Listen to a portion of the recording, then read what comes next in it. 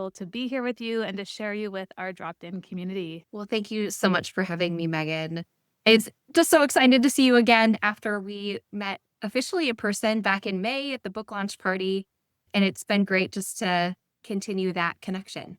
I know. I have shivers and I know, when you meet certain people, I just felt like this instant connection with you. So, for those listening, could you please share who you are and what you do and why you're so passionate about what you do?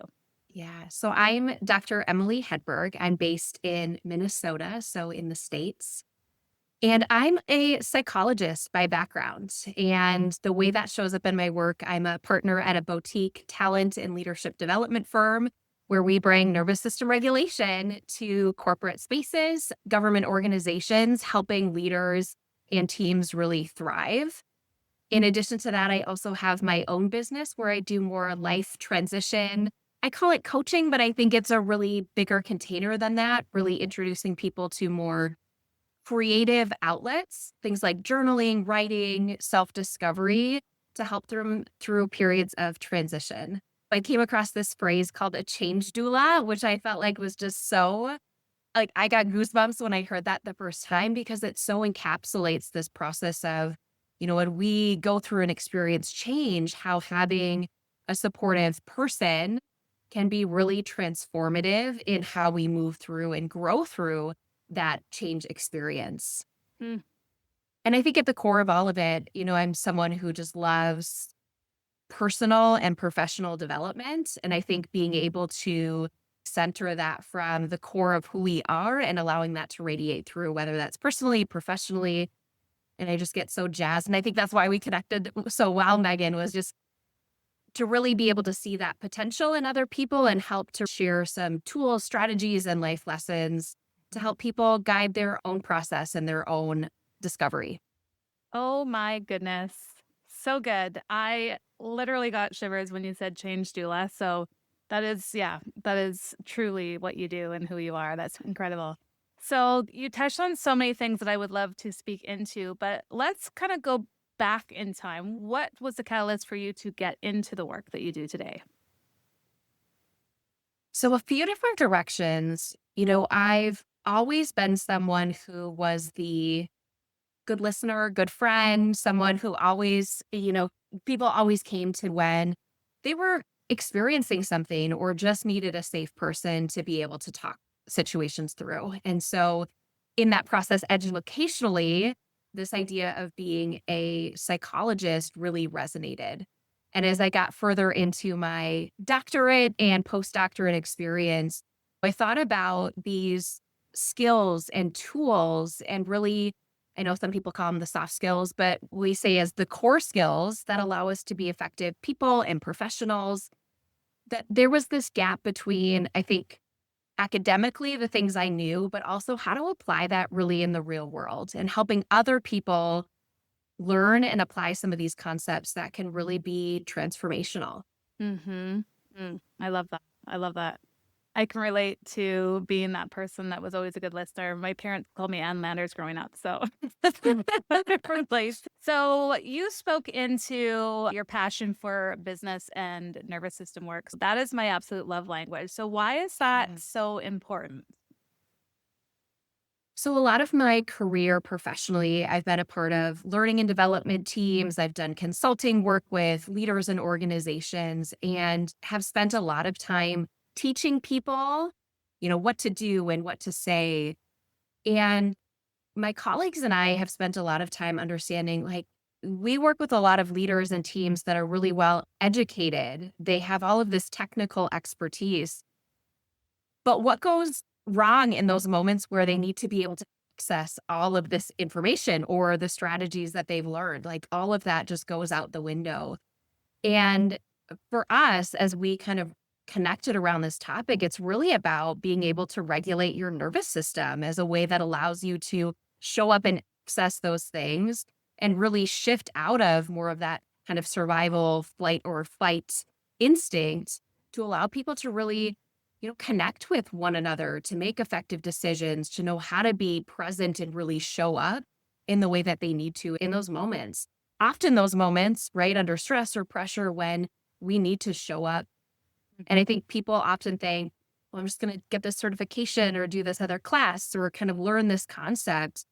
But it's really that component of, well, what overrides your ability to do that? And it's our physiology. It's been powerful work, even helping people to learn the brain body connection and some of these strategies and tools that we can use in real time to help us shift out of that so that we can access the tools and skills and capacity when it's needed the most. It's so needed. Do you think most individuals that are in leadership roles are aware of the importance of this work with the nervous system? I don't think it's talked about enough, Megan, and you probably have some helpful perspective on that too. Sometimes when we go into organizations, people will have completed maybe some wellness initiatives or modules where they're learning about the importance of breathing, exercise, the things that we're doing outside of work. Yet what we're talking more and more about is what are the things you do inside of work before you're, stepping into this Zoom meeting, before you're having that performance conversation with your team, before you have to deliver news that might not go over well with others. And it's like those moments, I don't have time to be like, oh, I'm going to go for a long run or I'm going to go do yoga. It's what do I need in that 30 seconds to a minute to really help shift me into the right state so that I can show up and influence people in the way that I want to. Mm-hmm. Because I think the other component that's often surprising is when we talk about the idea of we're sending energy to the people around us all of the time. And so even if you're saying the right things, but you're not showing up in a way that's really aligned or congruent, people are going to pick up on that and they're going to clue way more into your body language and your tone and intonation more so than they are about what you're actually saying. Oh, it's so true. And would you find that a lot of people are coming to you after the fact? Whereas I find especially in this work with the nervous system in business, a lot of people just think that they need to do it after the fact, but it's something that you do integrate into your life every single day, you know? Yeah. And so it just becomes a part of who you be. What I think that's in some ways been the biggest maybe hurdle. People who have maybe sought out other options and they're saying, yeah, I've taken these classes or we did this big well-being initiative through our organization, but it's not helping. I get home at the end of the day and it's like, I don't have any energy left to do maybe the other adult responsible things I need to do, let alone all of these kind of self-care type things versus, can we think about energy flow in a different way where we're really integrating that as part of just our natural rhythm of the day and how we're really tuning into that. And I think for a lot of leaders, that's been a really helpful shift of, oh, I'm not adding something to my to-do list. It's just naturally a part of how I'm engaging in my workday or how I'm engaging with people. Yes, it's so true. And I love that you're speaking so much into energy because energy is everything and energy does not lie, does it? No, no. And it's to me, it's always funny in some of the workshops that we facilitate when, I think leaders naturally want to feel like they're doing the right things and they'll have those aha moments of like, oh yeah, my team could probably tell the moment I stepped into the room what was going on. Mm. And it's so true. People pick up on that so quickly and it's contagious. Mm. And so if we think we're stepping in being unassuming, but people are picking up on the wrong energy, that's going to also filter in how they're showing up and how they're interacting, how they're supporting customers and doing the work that they're doing. If the leaders are spiraling, you can imagine what the people that are in their organization are doing, right? Or that becomes the barometer, right? Or kind of the conversation behind the conversation of how do you think so and so is going to show up today? Or, how's our leader going to step into this meeting? What's this customer going to be like on the call? I think it's that anticipation for the team that can often feed on that energy, but also just contribute to a really negative or unhelpful workplace climate. Yes, yes, yes. I could be in this conversation with you all day, but we did share a little bit about how we met. And so we met through the Reserve book. And so I would love for you to share with us how that journey was for you, how that experience was for you. It's been such a fascinating process. So I've had on my heart for a long time to write a solo book. I have a couple of ideas that have been just sitting for a long time. And in the last couple of years, I've gotten maybe more focused or directed in the writing process and really showing up for that.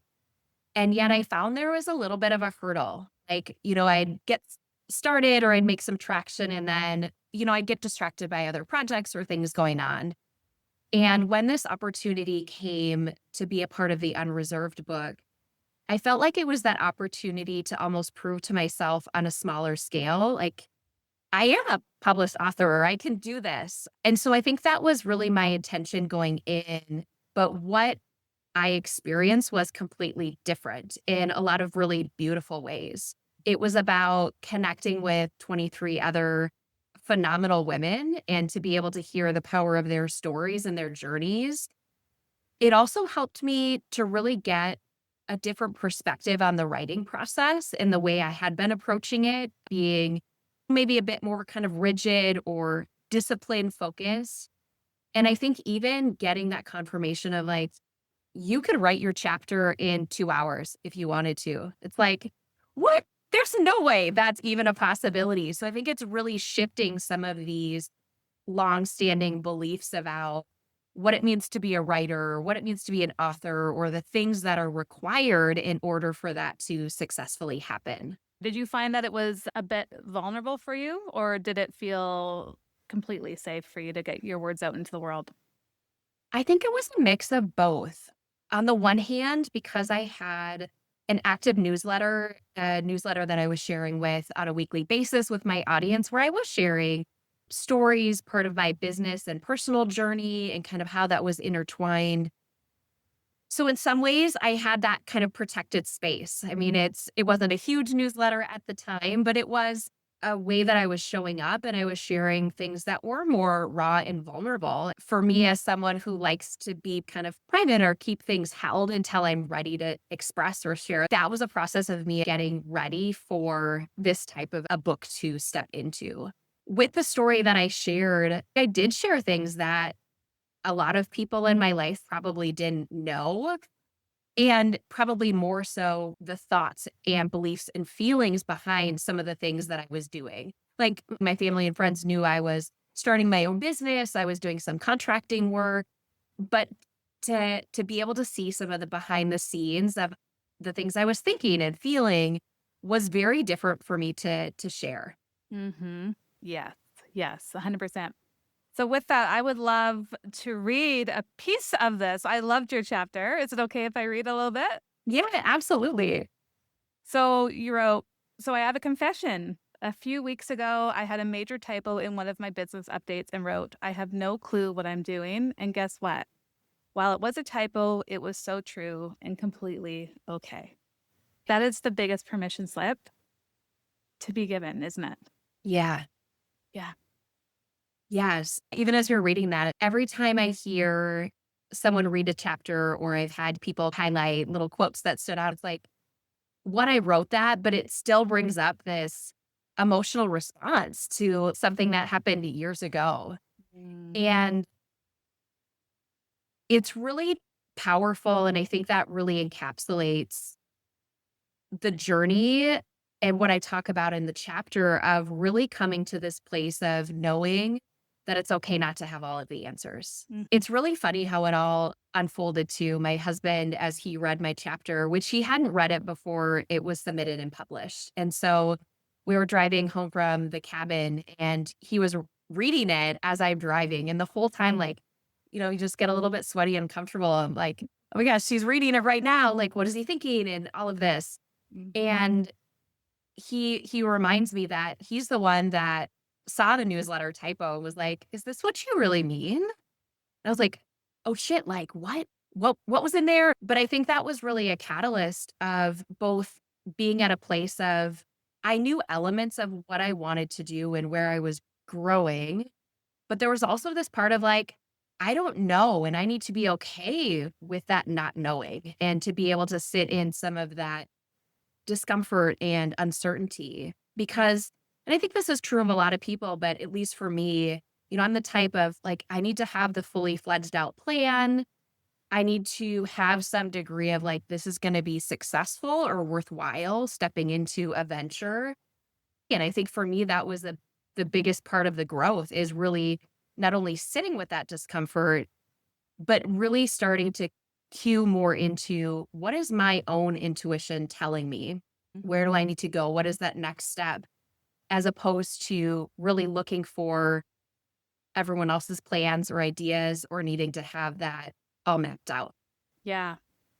You spoke about so many things I would love to touch on, but specifically, first and foremost, is that we don't have to have it figured out. And I Mhm. think as leaders, we can put so much pressure on ourselves that we do have to have it figured out. And would you agree that that prevents a lot of people from actually going from the planning phase to execution? It's like, oh, I'm just preparing or I'm just planning, or it's like I don't have it all figured out yet. And then they don't actually share their gifts or offerings with the world. Would you agree? Absolutely. I think that speaks to a little bit of that analysis paralysis, right? We can spend so much time in the consuming information or other people's kind of strategies and plans for success. And when we spend so much time swirling in that, we miss out on opportunities. And like you said, other people miss out on the opportunity to really see our true gifts and talents in the world. Mhm. And I think in some ways, our brain loves certainty, it craves certainty. And so we're going to pull that up wherever we can. And so I think in some ways, as my book kind of gives permission or an invitation to allow people to sit into some of that uncertainty, our brain is like screaming, why would you do that? Or like, you need to have the answers. You're going to fail or you're going to look silly. And it's those parts of our brains that it's like, thank you. You're here to try to protect me from pain. And yet, I need to experience some of that so that I can really move forward in the way that I need to. I love that you shared that because most people don't recognize when things feel so uncertain. It's like, well, I'm going to go back to that space of certainty, even though that certainty is so not who we are anymore. Yeah. I know during writing my chapter, it was like, this feels so uncertain. Or once it got published, it felt so uncertain. So I was like going back to old habits and tendencies as a form of protection because you spoke it. Yeah. Like we are craving that sense of certainty. How can you support yourself in those moments of uncertainty, right? And start building that muscle of this is the new baseline and I've Yeah. got you no matter what, right? And that constant evolution. And it's interesting you bring that up, Megan, because I find myself even kind of post book launch and people starting to get the book to almost be in that similar space of this uncertainty. Like, what's next? Where do I go from here? How do I want to continue to evolve? And I mean, even today, I was like reading back over my chapter and I'm like, oh my God, I needed to hear that today. Like, Yeah. what's one bold action that I can take? And as I continue to step into that, just really having faith that it'll continue to evolve in the way that it's meant to. I could step back to old versions or I could stick with, like, here's who I am now with all of these lessons and things that I'm integrating. How do I really shift and move forward in the direction that things are taking me? So you mentioned writing your own book and Marsha invited me to do this. And I was like, no, it's okay. I'm going to write my own book. I am so grateful. I wrote a chapter in a book before I wrote my Yes. own book. Yeah. Yes. Yes. And Marcia said it so well during the book launch party that, writing a solo book can be a really lonely process. Mhm. And also, I think for me, what I appreciate about the collective writing process is there was so much built in accountability, but also support in terms of like, how is this going for you? What's it like that you're showing up in different ways? And I think that gave me, again, somewhat of a framework or mindset to help me approach that solo book differently. And I think it's different stepping forward with this kind of plans and ideas that I am actively developing from this place of like, I am a published author. It was challenging in some ways, but it's like, I did it. I can do this. I have words that need to be shared with the world. And I think it's also been helpful that there's just been such a positive reception from the other authors, as we're like getting to read each other's stories, now having met one another, and to get some of that feedback. And not that it's about necessarily needing that validation, but I think it's that collective energy that's really helping to guide things forward. Truly. Yeah, it was a beautiful collective and one that I will forever remember. I'm so grateful for all that Ashley provided and all of the time that we had to spend together because it's forever imprinted on my heart for sure. Absolutely. And like you said, even just those moments of being able to connect with people on a different level and through this experience, but also to take a moment to celebrate. Yes. I think about like would I have ever done a party or celebration like that for my own book? Maybe. But to have that experience of like, yes, this is such an amazing experience. Why would we not pause to say, like, yeah, let's celebrate this and bring you press and all of this like fun and energy? I was like, oh my gosh, I don't know that I've ever been to an event this well put together and just orchestrated. All of the little details were just so beautiful. But I think it was also really a testament to celebrating women and celebrating the stories. Yeah. Such a beautiful, powerful experience. I just love you. I love your energy. I love what you do for this world. And so, you being a change doula, I just absolutely love Yes. that. How can people connect with you, learn more about you, work with you? You can connect with me on my website, emilyhedberg.com. I'm also on Instagram at Dr. Emily Hedberg and LinkedIn at the same name. So that's the best places where you can find me to connect. Wonderful. And I will put that in the show notes as well. What is a message of hope that you can offer the listeners today for those who are feeling like quitting or throwing in Mhm. the towel? So I'm going to pull up my chapter, Megan, if that's okay. Yes. So, in the chapter, for those of you who haven't had a chance to get the book, there's a section around the chapter itself, really this phrase or affirmation that we wanted to leave people with. And the focus of my chapter really being about embracing uncertainty. What I wrote is I trust my inner knowing, even when the path ahead feels unclear. Mm, beautiful. Anchor that one in, my friend. Yeah. Anchor that in. I keep coming back to that one. And I think is just such a great reminder that as we sit through that uncertainty and the unknowing, that we have the answers. We just need to get still enough to allow them to come to the surface. Yes. Get dropped in. Thank you so much. It's just been an honor to have you. And yeah, let's stay in touch. Thank you so much, Megan. Take care.